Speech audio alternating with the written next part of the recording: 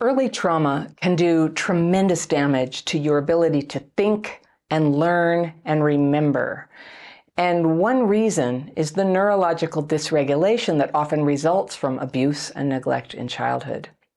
There's basically an injury, you could call it a developmental delay, in the ability to listen and form ideas and process information, and it often seems to get worse when we're under stress.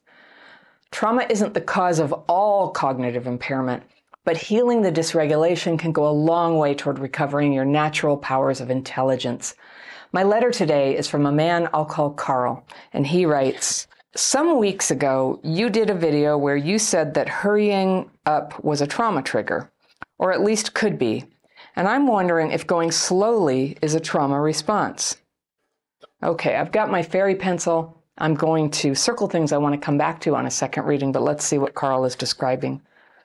He says, "I do almost everything slowly, with the exception of eating and walking. I work slowly, I think slowly, I learn slowly. I've lost jobs over it. I've been passed over for raises and promotions over it. I have even been written off as mentally retarded and destined for institutionalization because of it, both as a child and as an adolescent. I'm sure that if I was 20 years or so older, I could have been lobotomized and warehoused decades ago." Wow. "I experienced a fair amount of abuse, neglect, and abandonment in my childhood, and I spent the bulk of my adolescence in the ruthlessly Darwinian world of the foster child system. My mother died when I was 2.5.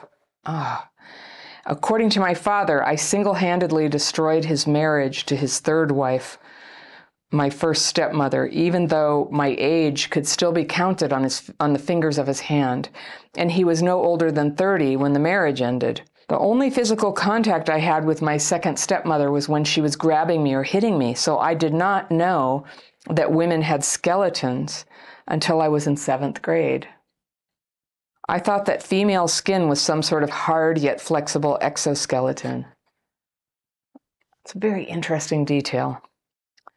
"When I was about 10, I started saying that if I was born in 1913 instead of 1963, World War I would have been my fault, and I knew full well how ludicrous that statement was. Nevertheless, that was how much I was blamed for problems in the home when I was growing up." Scapegoat. "I have often said that I was treated like a mushroom, kept in the dark, fed horse manure, and condemned for being stupid and stinky. When I was 12, I wrote a note to one of my teachers and handed it to him at the end of the school day. It was interpreted as a note threatening to end his life. I'm just rephrasing that for YouTube's sake. Even though I did not threaten a single hair on my head or anyone else's. I had no plans to do the act either. I simply pointed out that I felt surrounded by enemies. So I was hauled off to a child psychiatric facility as an emergency admission. Nobody told me why I was there. The only explanation I got at the time was my father saying, 'I think you desperately need medical attention.'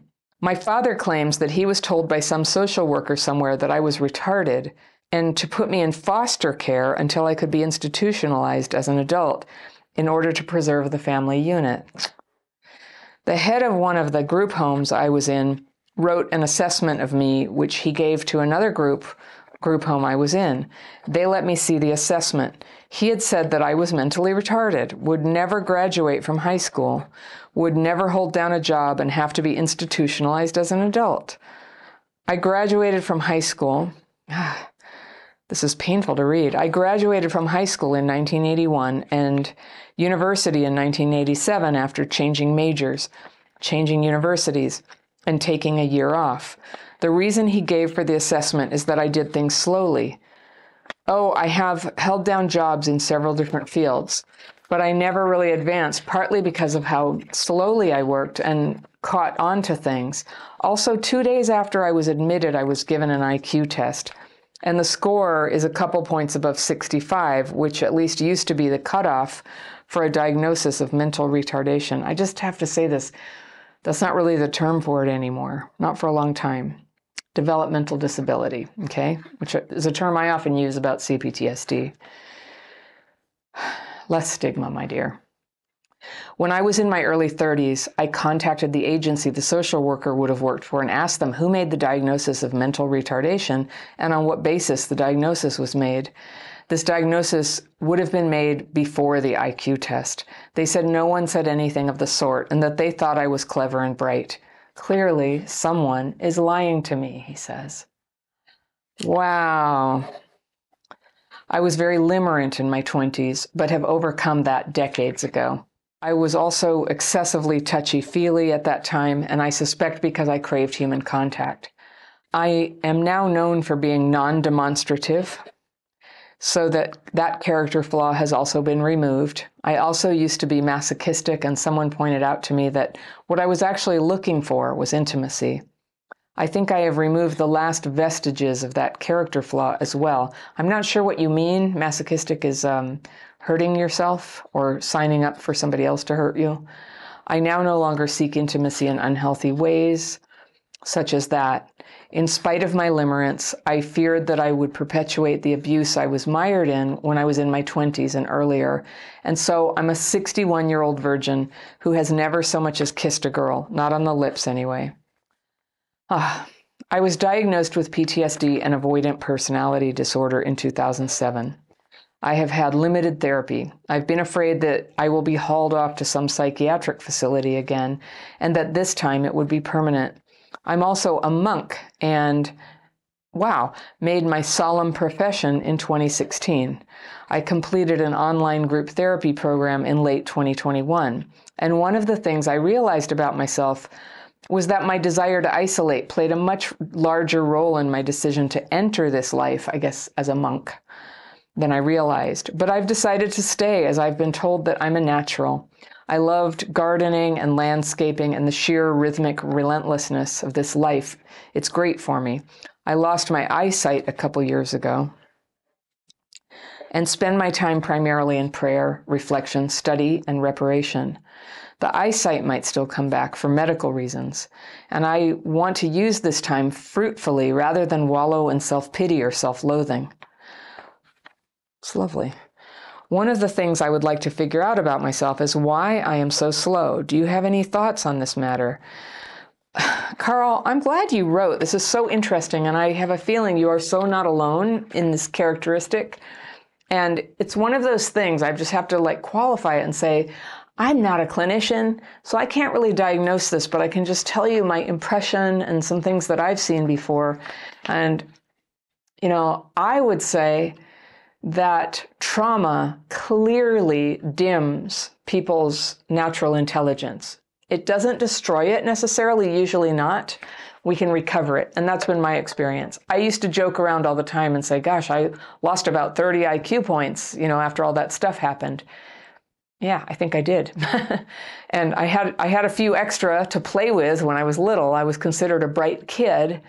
And then, by the time I was in my 30s, I just felt like, where is that? I couldn't remember how to do puzzles. I used to be able to remember people's birthday, and I couldn't remember. And so I knew in my own experience that was common, and I looked it up, and yes, it is common. It's common for people's intelligence to be dimmed. I don't think people talk about it that much, but I do. In my program, I believe that because the trauma, and your trauma is it's horrible. I'm so sorry, Carl. I'm so sorry, and especially because somebody was lying and trying to paint you as stupid, and then claim there was a diagnosis to match that.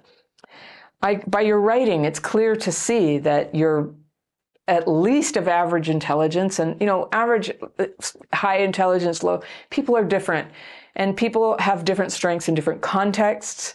And it is a known fact that traumatized people, it can suppress their cognitive powers in a way that does show up on IQ tests. It diminishes the IQ test. And that same person, they say it can't be changed. Well, guess what? It can. And it also can be changed across populations who, something correlated with performing less well on tests like that is being just in an oppressed class.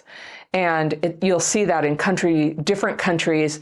Different type of person is the oppressed class. It's not the same in every country. And then you're like, oh, I see. And then when that oppression ends, they average out with everybody else. So That's what we know about it. There is a lot that's flexible about IQ, and people can argue with me, and that's fine. But you can write very well, and that's certainly a value to me. If you learn one thing in school, in my opinion, it's to write, to be able to express yourself in writing. I feel like it's terrible not to be able to do that. That's my opinion. Other people would say it's math, or that's not really my thing. So of course I think, oh no, you could do without that. Yeah, you were blamed for things, and then people started misunderstanding you, and part of the abuse of you was this like mental health system abuse. And whether it was the system or it was your dad telling you that the system believed this about you or was going to lock you up, this idea that you're going to get locked up has been there all along. Now, I don't know. There's nothing in your letter that matches why anyone would say that about you. You were just there kind of trying. Trying to get, like all kids, they just want to be included with the other kids like everybody else. That's what kids want. And we know how kids can be cruel. So if you were a little bit like slow in your movement or your self-expression, I would say my default answer is that's just the factory setting for you. That's your factory setting. And there's nothing wrong with that. Some people talk really fast and they could criticize themselves for that. Some people are very quiet. Some people are very talkative. Some people laugh all the time. Some people are never authentic. Let's just first say it's okay that everybody's different. I think the people in the comments will have helpful things, but one thing that could be going on with you is like a nervous system freeze mode. And I don't want to say that authoritatively. I don't know you. You've had horrible health care in your life. I don't know. They haven't really helped you at all. They've just made you feel terrible and like you're unfixable. And yet you've contributed, going to university, high school, and then becoming a monk is so interesting to me. And I don't think you're the only person who ever chose at least quasi-monastic life or monastic life because they were a bit of an isolator. People who naturally want to isolate, maybe it's a wound, maybe it's their natural setting, they're introverted. People who do that also have callings, and I know you know this, right? But they also have gifts and a calling, and some people, they're really called to have a lot more solitude. And solitude is when it's productive. I hear that you're sad that you haven't kissed a girl, so that's something you feel incomplete about, and maybe you're resigned to this life. And I'm not even going to wade in there. That's like something for you to discern and figure out. I assume you have a vow of chastity from being a brother, but I don't know. I don't know what your order is about. But this prayer and reflection and study and reparation, you know what it sounds like to me? A wonderful opportunity to heal the wounds of trauma. That's what it sounds like. The gardening, the landscaping, the sheer rhythmic relentlessness of this life is great for me. It does. It sounds totally healing for a person with trauma. I'm happy for you. I think you've chosen something quite lovely and full of potential for yourself.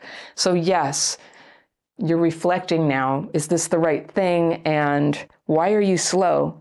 So I don't know. And I suppose one route you could go is to go, have brain scans and talk to a neurologist and a geneticist and a cognitive scientist.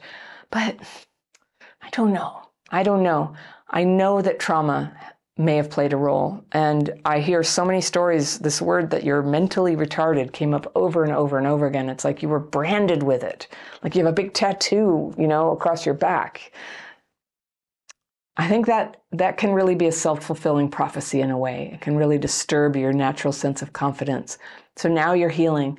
Some of these things, they're so deep that like no amount of reasoning or exercises or books can exactly hit the spot. But what can is that prayer and reflection that you're doing. I can tell you that there were parts of myself that I was able to heal, and especially using the daily practice techniques I use, which I hope you've discovered and that you'll give a try to. They're very compatible with faith or no faith.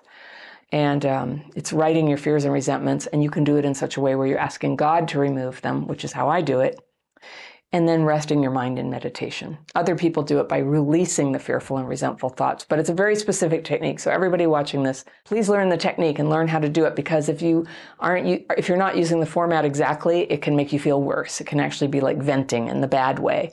This is a specific technique that helps you get it out, get it on paper, create space in here for a new consciousness, a new awareness of what's going on, and a new acceptance of who you are with all your quirks and strengths and things that you want to work on in yourself and things that maybe other people have judged and you accept about yourself. 61 is a good age to start shifting towards self-acceptance. I'm really proud of you. I'm proud of you for living a life and landing in a situation that's got things that you love and that give you joy. And I promise you, that's what happened to me. The daily practice is slowly what unpacked the jammed up thoughts and emotions. And we now know that is a trauma wound. It's hard to process them. They get jammed up in there. It helps move them out. When that was flowing, I always say it's like wet leaves on a windshield. How are you going to drive the car when it's covered with wet leaves? So the fears and resentments that you're getting onto paper, it's like these wet leaves. You're just like, get out of here. And all of a sudden you're like, okay, I can see where I'm going. And then you can go forward in the car. So I really wish you the very best, Carl. I hope you'll write again and tell us how you're doing. If you want to learn my healing method, I've got it all laid out in a step-by-step process in my book, Re-Regulated. Set your life free from childhood PTSD and the trauma-driven behaviors that keep you stuck. You can order that book from an online seller right here, and I will see you very soon.